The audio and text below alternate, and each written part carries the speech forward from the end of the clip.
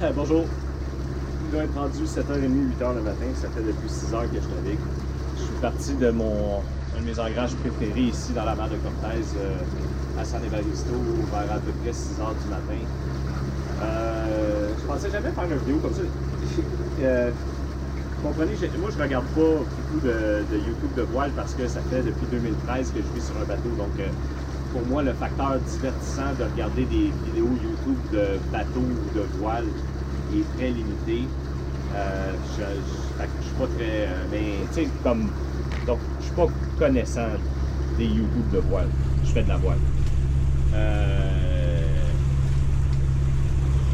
Ma vision de ces channels-là, de ces vidéos-là, est souvent que les gens font ce que moi j'appelle du clickbait. C'est-à-dire qu'ils veulent vous parler d'une tempête. Dans le moment, avec la tempête tropicale Kay qui s'en vient ici, vers la mer de Cortez, puis vers Baja California, il y a beaucoup de ces vidéos-là, clickbait, qui pop un peu partout. Je les vois sur Facebook ou je les vois sur YouTube. Moi, j'essaie de pas faire ça parce que, je trouve que, comme je vous dis, je les regarde pas les vidéos, donc je sais pas ce qu'ils disent réellement. Tout ce que je sais, c'est que les gens exagèrent, à mon point de vue. Ces marins, hein, ils ont raconté des histoires de marins, des histoires de pêche.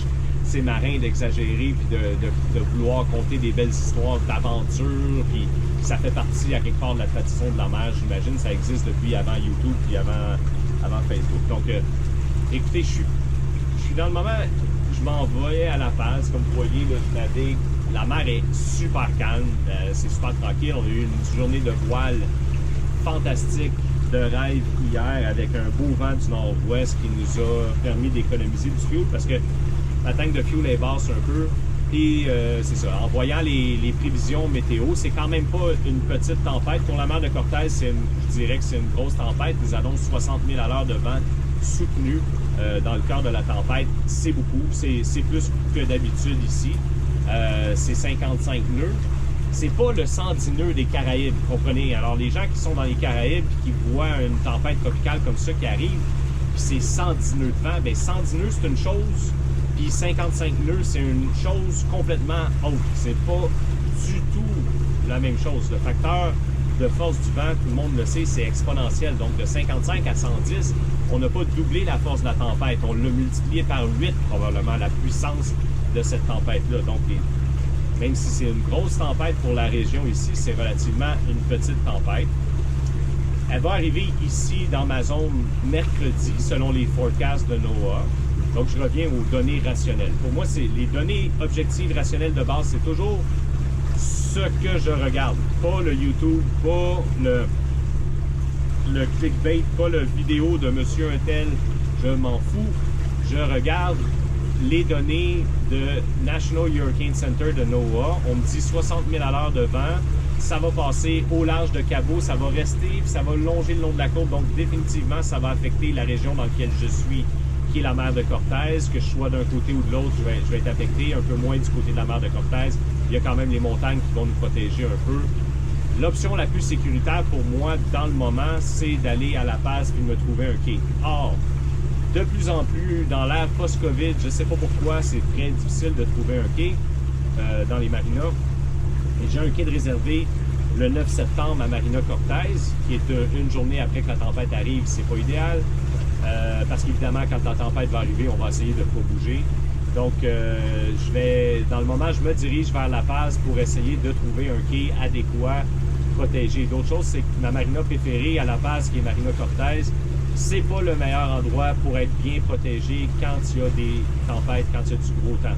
Donc, je vais là parce que c'est la marina la plus agréable, la plus intéressante, proche du centre-ville. C'est ce que je préfère, mais c'est pas la bonne marina à être. Donc, les meilleures marinas à être pour moi, pour la tempête, c'est soit Costa Baja, Marina Palmira ou Marina de La Paz. Il y a Marina Fonato aussi, mais Marina Fonato, c'est la moins chère, donc il n'y a jamais de place.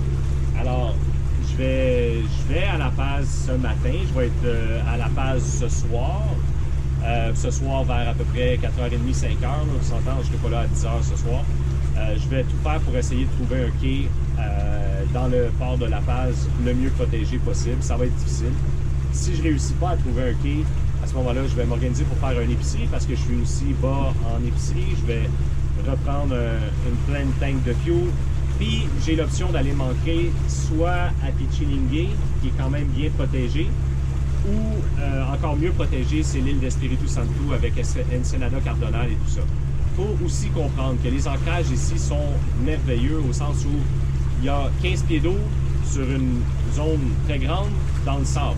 Ensuite de ça, si vous fonctionnez comme moi, je veux dire, je prends beaucoup de soin de garder tous les systèmes critiques de mon bateau le mieux entretenu possible. Donc l'année passée, j'ai acheté une chaîne d'ancre complètement neuve. Donc ma Rocna 44 livres avec une chaîne d'ancre complètement neuve de 200 pieds et potentiellement 200 pieds de câbleau derrière ça.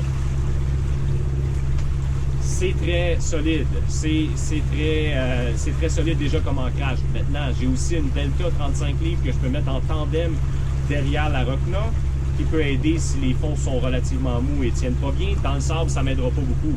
Mais j'ai un deuxième câbleau d'ancrage avec ce coup-là 100 pieds de chaîne et 150 pieds de câbleau que je peux mettre, que je peux installer ma Delta. Ou j'ai aussi une FX23, une ancre là, démontable en aluminium que je peux déployer. Donc j'ai 3 ancres, 2 lignes d'ancre officielles. Je pourrais me servir d'une écoute, d'une drisse pour déployer une 3e ancre si jamais je voulais. Donc ça fait beaucoup de redondance, ça fait beaucoup de niveau de sécurité. 55 nœuds de vent. Vous savez, la première saison que je naviguais avec mon bateau, j'ai vu 55 nœuds au large de la Georgie. J'étais au large. Je naviguais. Bon, on ne montrera pas le vent dans ces conditions-là, c'est évident, mais j'étais en mesure de naviguer dans 55 nœuds de vent. Donc, je vais trouver un système d'ancrage qui va fonctionner pour cette tempête-là, je vous le promets. Je vais vous tenir au courant là, des développements de ça. Mais ce que je vous dis, c'est que quand vous voyez des gens qui postent sur leur YouTube des histoires de tempête, ils font un peu du show. Donc, je vous dis pas de pas prendre vos précautions avec les tempêtes. Je vous dis pas que je minimise les tempêtes. Je regarde les données objectives, je regarde l'équipement que j'ai, les options que j'ai, puis j'essaie de choisir la meilleure option, le meilleur équipement.